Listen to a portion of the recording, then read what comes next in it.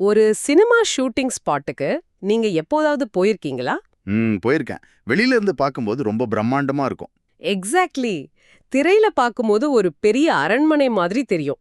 ஆனா கேமராவுக்கு பின்னாடி போய் பார்த்தோம்னா வெறும் பிளைவுட் அட்டைகளும் பச்சை நிற ஸ்கிரீன்களும் முட்டு கொடுத்து நிற்க வைக்கப்பட்ட மரக்கட்டைகளும் தான் இருக்கும். ஆமா, அது ஒரு பெரிய மாய தான். அதான், முன்னாடி பார்க்குற அந்த மாயைக்கும் பின்னாடி இருக்கிற நிஜத்துக்கும் மலைக்கும் மடுவுக்கும் உள்ள வித்தியாசம் இருக்கும் இல்லையா?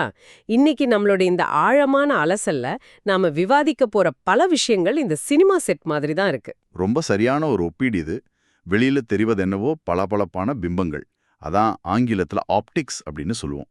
ஆனா திரைமறைவில் நடப்பது முற்றிலும் வேறான ஒரு ரியாலிட்டி. இந்த பிம்பங்களுக்கும் நிஜங்களுக்குமான போராட்டம் தான் இன்னைக்கு நம்ம சுற்றி நடக்கிற பல விஷயங்களை இயக்குது. கண்டிப்பா. சோ இந்த விஷயங்களை உங்களுக்காகவே பிரத்யேகமா நாங்க தொகுத்து வச்சிருக்கோம். உள்ளூர் அரசியல் சர்ச்சைகள், டிஎன்பிஎஸ்சி முறைகேடுகள், டிஜிட்டல் உலகத்துல இளைஞர்களின் மனநிலை, அப்புறம் உலகளாவிய சில முக்கிய மாநாடுகள். இப்படி பல கோணங்கள்ல நாம இன்னைக்கு தரவுகளை அலச போறோம். ஆமா, ஆனா இந்த விவாதத்துக்குள்ள போறதுக்கு முன்னாடி ஒரு முக்கியமான விஷயத்த உங்களுக்கு நான் சொல்லிடணும். அந்த டிஸ்க்ளைமர் தானே. அதேதான். இன்னைக்கு நாம பேச போற விஷயங்கள்ல வலதுசாரி, இடதுசாரி, ஆளுங்கட்சி, எதிர்க்கட்சின்னு பல தரப்புகள் சம்பந்தப்பட்டிருக்கு. ஆனா இந்த மூலப்பதிவுகள்ல உள்ள எந்த ஒரு அரசியல் கட்சி மீதான விமர்சனத்தையும் நாங்க எந்த சார்பும் இல்லாம வெறும் செய்திகளாகவும் தரவுகளாகவும் தான் உங்களுக்கு கொடுக்கறோம். கரெக்ட். இதுல எங்களோட தனிப்பட்ட அரசியல் நிலைப்பாடு எதுவும் கிடையாது. எக்ஸாக்ட்லி. திரைக்கு பின்னால் என்ன நடக்குது அப்படிங்கறத தோண்டி எடுப்பது மட்டும்தான் நம்ம நோக்கம். சரி, நம்ம விவாதத்தை தொடங்கலாம். கண்டிப்பா. இப்போ நம்ம கையில இருக்கிற தகவல்கள் எல்லாமே மேலோட்டமா பார்க்கும்போது ஒண்ணுக்கொன்னு சம்பந்தம் இல்லாத மாதிரி தோணும். ஆனா வாட் இஸ் ஃபேசினேட்டிங் ஹியர் அப்படின்னா, சொல்லுங்க. ஒரு பக்கம் கவுண்டம்பாளையம் எம்என்ஏவோட நாற்காலி சர்ச்சை, இன்னொரு பக்கம் நார்வே நாட்டுல நடக்கிற சர்வதேச உச்சி மாநாடு. இது ரெண்டுக்கும் என்ன சம்பந்தம் தானே தோணுது? ஆமா. ஆனா ஆழமா பார்த்தோம்னா இது எல்லாமே இந்த விளம்பர அரசியல் வர்சஸ் நிஜமான நிர்வாகம் அப்படிங்கிற ஒரு மையப்புள்ளியில தான் நிக்குது. ஓஹோ, சரி. நீங்க சொன்ன அந்த நாற்காலி சர்ச்சையில இருந்தே ஆரம்பிப்போம். இதுல அதிகாரத்தோட பிம்பங்கள் எப்படி வேலை செய்யுதுன்னு பாருங்களேன். இப்போ கவுண்டம்பாளையம் தொகுதியோட தமிழக வெற்றிக் கழக எம்எல்ஏ கனிமொழி சந்தோஷ், இவங்க ஒரு சட்ட பட்டதாரி. அது மட்டும் இல்லாம ஒரு ஜோதிடரும் கூட. ரைட். சமீபத்துல அவங்களோட சொந்த ஆஸ்ட்ரோ மேஜிக் அலுவலகத்துல அரசு அதிகாரிகளோட ஒரு ஆய்வு கூட்டம் நடத்தியிருக்காங்க. அதுல எம்எல்ஏ ஒரு பெரிய சொகுசு நாற்காலியில உட்கார்ந்திருக்க, அரசு அதிகாரிகள் எல்லாம் சாதாரண பிளாஸ்டிக் நாற்காலியில உட்கார வைக்கப்பட்டிருக்காங்க. ஆமா, அந்த புகைப்படம் வெளியாகி சோஷியல் மீடியால பெரிய சர்ச்சையா வெடிச்சது. எக்ஸாக்ட்லி. ஆனா எம்எல்ஏ தரப்புல என்ன சொல்றாங்கன்னா, தன்னோட அலுவலகம் இன்னும் முழுமையா தயாராகல, அதனாலதான் இப்படி ஆச்சு, அதிகாரிகள் தாங்களாமே அங்க வந்தாங்கன்னு விளக்கம் கொடுத்திருக்காங்க. எனக்கு என்ன தோணுதுன்னா, இது ஒரு சாதாரண நடைமுறை சிக்கல் தானே. ஆபீஸ் ரெடி ஆகலைன்னா பிளாஸ்டிக் சேர்ல உட்காருது ஒரு பெரிய விஷயமா? இத போய் ஏன் மக்கள் இவ்ளோ பெருசா பேசுறாங்க?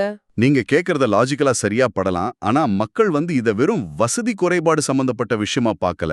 அப்புறம் எப்படி பாக்குறாங்க? ஒரு மக்கள் பிரதிநிதி எவ்வளவு படிச்சவங்களா இருந்தாலும் பொதுவெளியில அவங்களோட நடத்தை எப்படி இருக்கு அப்படிங்கறத மக்கள் ரொம்ப கூர்மையா கவனிக்கிறாங்க. அந்த பிளாஸ்டிக் நாற்காலி அப்படிங்கிறது வெறும் ஃபர்னிச்சர் கிடையாது. ஒரு அதிகார தோரணைன்னு சொல்றீங்களா? எக்ஸாக்ட்லி.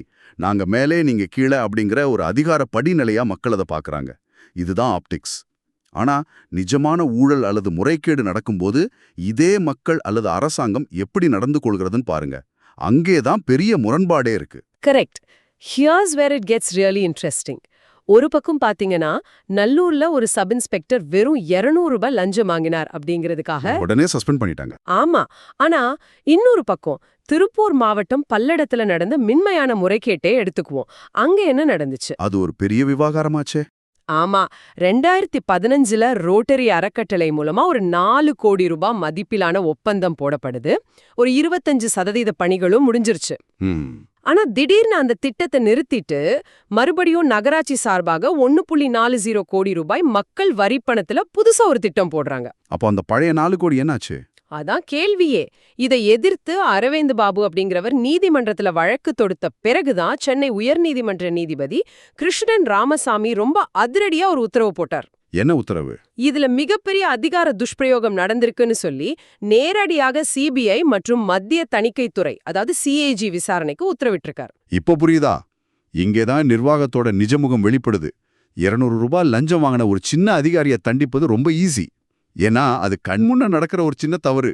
ஆமா. இது எப்படி இருக்குன்னா, வீட்ல பெரிய தண்ணீர் பைப்பு உடைஞ்சு பல லிட்டர் தண்ணீர் வீணாயிட்டு இருக்கு. அத விட்டுட்டு தரையில சிந்தி இருக்கிற ஒரு சொட்டு தண்ணிய தொடைக்கிற மாதிரி இல்லையா? ரொம்ப ஆழமான உதாரணம். இந்த முரண்பாடு எதனால வருதுன்னா, அக்கவுண்டபிலிட்டி, அதாவது பொறுப்புக்கூறல்ல இருக்கிற ஓட்டைகளால தான். இப்போ உயர்நீதிமன்றம் ஏன் நேரடியா சிபிஐ விசாரணையை கையில் எடுத்ததுன்னு நினைக்கிறீங்க?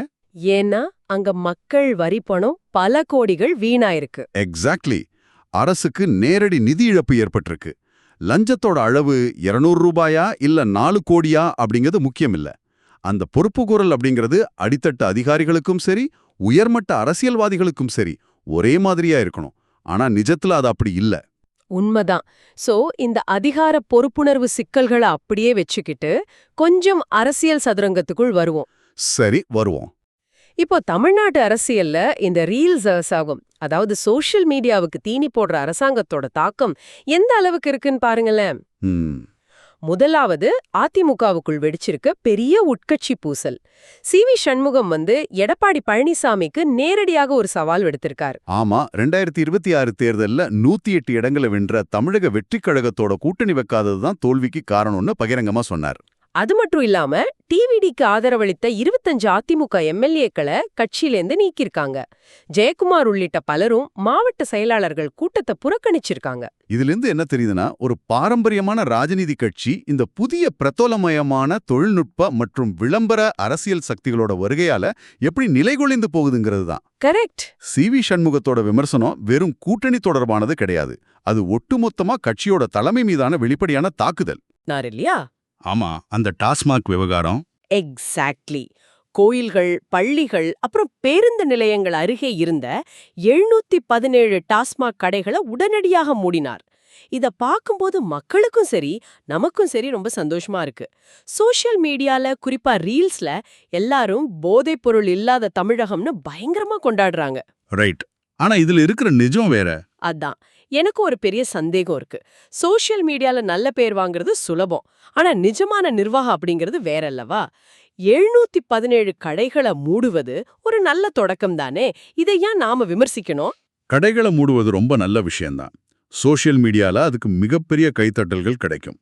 This raises an important question. ஒரு அரசாங்கம் கைத்தட்டல்களை வச்சு மட்டுமே இயங்க முடியுமா? முடியாது. கண்டிப்பா நிதி ஆதாரம் தேவை.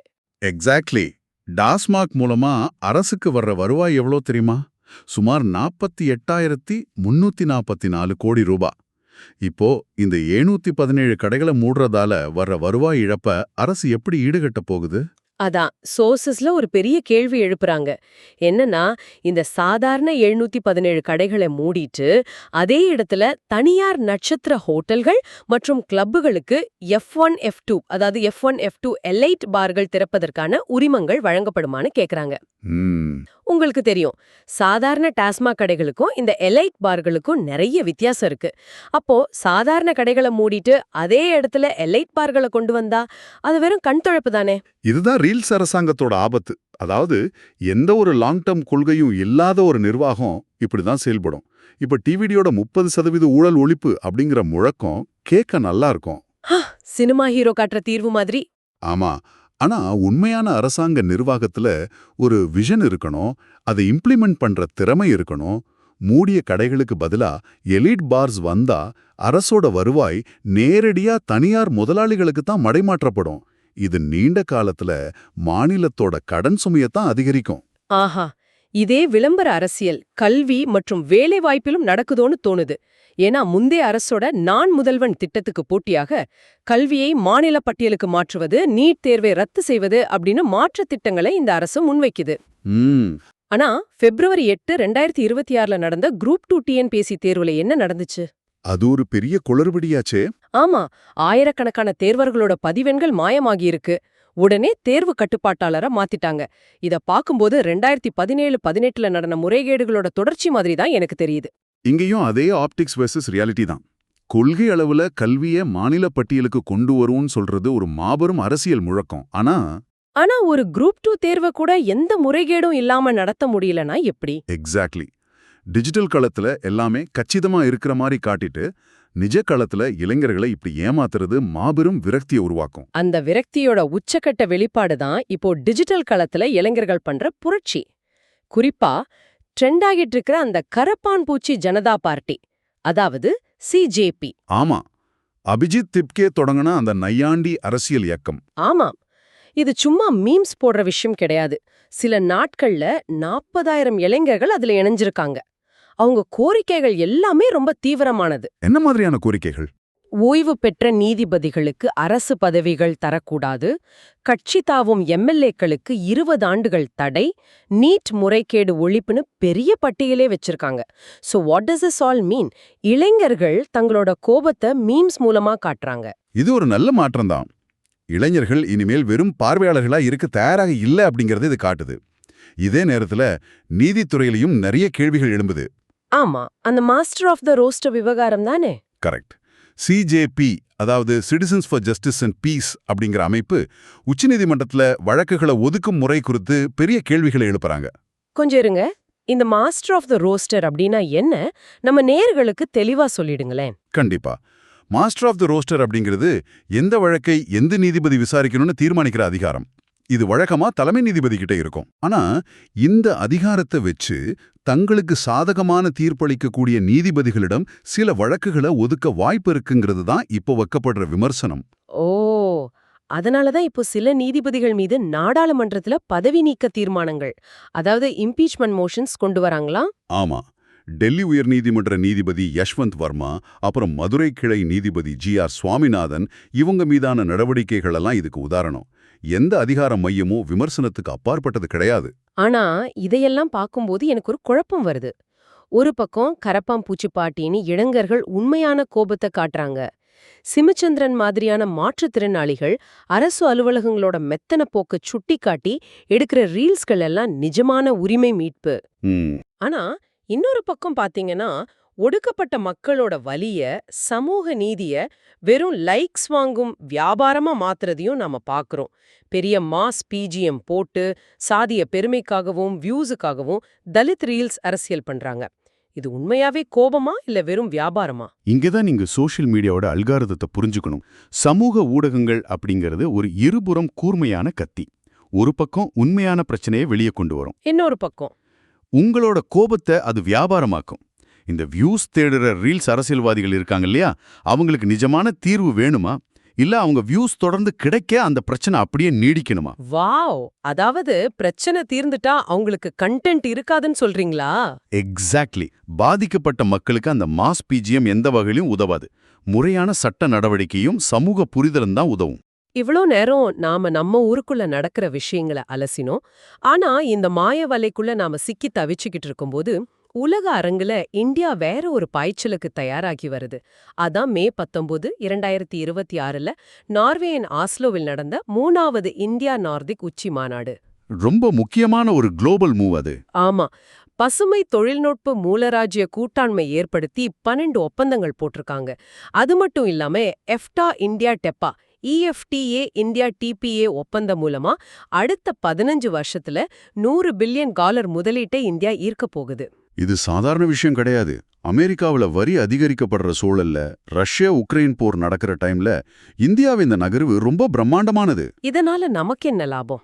ஐரோப்பிய நாடுகள் இங்க வந்து பெரிய தொழிற்சாலைகளை உருவாக்க போறாங்க. உலகளாவிய நாலேஜ் எக்கானமி, அதாவது அறிவுசார் பொருளாதாரத்துல இந்தியா தன்னை முன்னிலைப்படுத்துற நேரம் இது. ஆனா if we connect this to the bigger picture, இங்கதான் ஒரு பெரிய முரண்பாடு இருக்கு. நேயரே, நீங்க கேட்ட அந்த ஆழமான கேள்விக்கு இப்போ வர்றோம். ஒரு பக்கம் இந்தியா $100 பில்லியன் ஒப்பந்தம் போடுது. ஆனா மறுபக்கம் 146 கோடி மக்கள் இருக்க நம்ம நாட்டுல ஒரு இளைஞன் உன்னைய நோக்கி சிந்திக்க முற்பட்டா அவனோட சொந்த பெற்றோரே அவனை குற்றவாளி போல பாக்கறாங்களாம். இது ரொம்ப வருத்தமான விஷயம். நான் அமைதி தேடுவது பாவமா அப்படின்னு நம்ம நேயர் ஒருத்தர் அவரோட வழியை கேட்டிருந்தார். உலகளாவிய அறிவாற்றல் போட்டிக்கு தயாராகிற நாம ஏன் சிந்திக்கிற இளைஞர்களை தனிமைப்படுத்துறோம்? இது ஏன் நடக்குது? இத பெற்றோர்கள் மீதான தனிப்பட்ட தப்பா நான் பார்க்கல. இது ஒரு ஜெனரேஷன் கேப், அதாவது தலைமுறை இடைவெளி. அப்புறம் நம்ம சமூகத்தோட பாதுகாப்பின்மை, மனப்பாட கல்வி முறையும், தலைவன் இருக்கான் அவன் பார்த்துப்பான் அப்படிங்கிற ரீல்ஸ் கலாச்சாரமும் நம்ம மக்களோட கிரிட்டிக்கல் திங்கிங், அதாவது விமர்சன சிந்தனைய முழுசா மழுங்கடிச்சிருச்சு. சோ அந்த நேருக்கு நீங்க என்ன பதில் சொல்ல விரும்புறீங்க? நிச்சயமா. நீங்க அமைதியை தேடுவதும் உண்மையை நோக்கி சிந்திப்பதும் எந்த வகையிலும் பாவம் கிடையாது. அது உங்களோட தார்மீக உரிமை. உங்களுடைய சிந்தனை விரிவடையும் போது அதை எப்படி ஏத்துக்கிறதுன்னு தெரியாம தான் சமூகம் உங்களை தனிமைப்படுத்துது. ரொம்ப உண்மையான வார்த்தைகள். இளைஞர்கள் சுயமாக சிந்திக்க தவறினால் கேள்வி கேட்காத ஒரு சமூகமா நாம மாறிடுவோம். வரலாறு நமக்கு என்ன சொல்லுதுன்னா, கேள்வி கேட்காத சமூகம் எலக்டோரல் டிக்டேட்டர்ஷிப், அதாவது தேர்தல் முறையிலான சர்வாதிகாரத்துக்கு தான் வழிவகுக்கும். உங்களோட தேடல் மிக சரியானது, அதை தொடருங்க. ரொம்ப ஆழமான, அதே சமயம் ஆறுதலான பதில். இன்னைக்கு நாம நிறைய விஷயங்களை தொட்டு பேசியிருக்கோம். உள்ளூர்ல நடந்த நாற்காலி சர்ச்சை, பல்லட மூழல்ல ஆரம்பிச்சு, ரீல்ஸ் அரசாங்கம், டிஎன்பிஎஸ்சி குளறுபடிகள்னு பல விஷயங்கள். ஆமா, அதே போல இளைஞர்களோட டிஜிட்டல் புரட்சி, சர்வதேச உச்சி மாநாடு, அப்புறம் நிஜமான தனிமனித சுயதேடல் வரைக்கும் விரிவாக அலசியிருக்கும். இந்த தகவல்கள் எல்லாமே நேயரே உங்களோட பார்வைக்காக மட்டுமே அலசப்பட்டது. இது எல்லாவற்றையும் பேசி முடிக்கும் இந்த தருணத்துல உங்களை சிந்திக்க வைக்கும் ஒரு ஆழமான கேள்வியை நான் முன்வைக்க விரும்புறேன். சொல்லுங்க. நாம இன்னைக்கு ரீல்ஸ் கலாச்சாரத்தையும் தலைவன் பார்த்துப்பான் அப்படிங்கிற முட்டுச்சந்து மனநிலையும் பத்தி பேசணும். ஆனா இதை விட பெரிய ஆபத்து ஒண்ணு இருக்கு. அதை பத்தி நீங்க எப்பதான் யோசிச்சிருக்கீங்களா? என்ன அது? இன்னைக்கு நீங்க எந்த ரீல்ஸ் பார்க்கணும், யார் மேல கோவப்படணும், எந்த செய்தியை நம்பணும் அப்படிங்கறத நீங்களா முடிவு பண்றீங்களா? இல்லவே இல்ல. சோஷியல் மீடியாவோட அல்காரிதம்கள் தான் அதை தீர்மானிக்குது. ஆமா, கரெக்ட். அப்படியானால் எதிர்காலத்துல நாம சுயமாக வாக்களிக்கிறோன்னு நினைச்சுக்கிட்டு செயற்கை நுண்ணறிவின், அதாவது ஏஐயின் கைகளில் நமது ஜனநாயகத்தின் சாவியை தாரை வார்க்க போறோமா? இத ஒரு முறை ஆழமா யோசிச்சு பாருங்க. வாவ், அது உண்மையிலேயே நம்மை உறைய வைக்கிற ஒரு கேள்விதான். நிகழ்ச்சியோட தொடக்கத்துல நான் சொன்ன அந்த சினிமா செட் உதாரணத்தை மறுபடியும் நினைச்சு பாருங்க. திரையில தெரியிற பிம்பங்களை நம்பி ஏமாற வேண்டாம். கேமராவுக்கு பின்னாடி இருக்கிற உண்மைகளை தேடுங்க. உண்மையான தீர்வு என்பது உங்களோட சொந்த சிந்தனையிலும் நீங்க கேட்கும் கேள்விகளிலும் தான் இருக்கு.